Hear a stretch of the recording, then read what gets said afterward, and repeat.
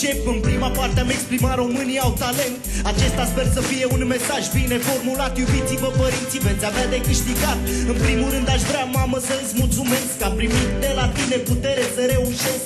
Tată, ai fost mereu lângă mine, știu că de acolo de sus m-ați îndreptat spre bine. Aș vrea să mulțumesc bunicii că m-a educat.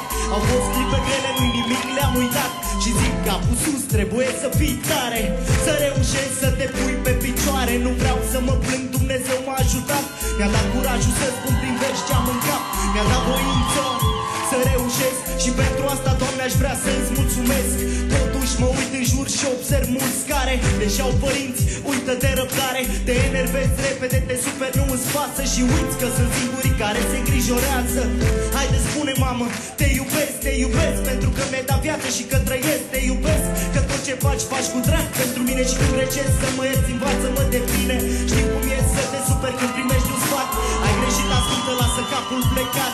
Tot ce spun ei pot să te educe. Îi vezi mereu zâmbind, dar inima l-o strânge. Timpul mă rezumă, deci o să mă opresc. Toți cei care m-ați ascultat, vreau să vă mulțumesc. Voi m-ați ajutat să scriu ce gândesc și vă rog, luați mesajul ca un sfat prietenesc.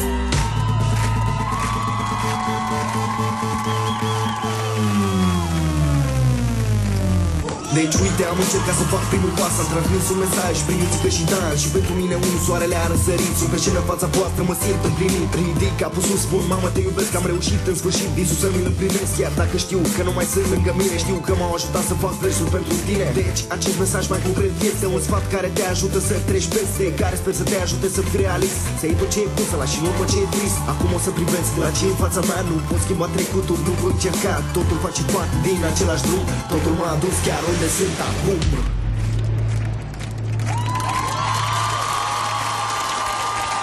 Un simplu mesaj am avut de spus. Iubiți-vă părinții! Mi-ai plăcut și mai mult acum. Și am să spun de ce. Pentru că te-ai reinventat, ai compus din nou, ai transmis un nou mesaj foarte important. Cred că toți tinerii din România trebuie să ia aminte. Pe lângă faptul că ai cântat foarte bine, ai și dansat foarte bine. Mulțumesc frumos. Dar cel mai important e mesajul tău. De asta eu vreau să te văd în etapa următoare. Sper să te ajute și publicul.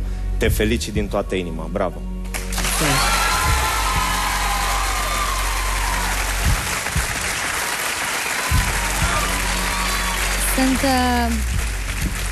Sunt de acord că ești foarte talentat și cred că pe lângă asta inspirația ta vine de acolo, de undeva de sus, de la părinții tăi. Îți susțin mesajul și să știi că eu deja te văd ca și un Eminem al României. Mulțumesc frumos.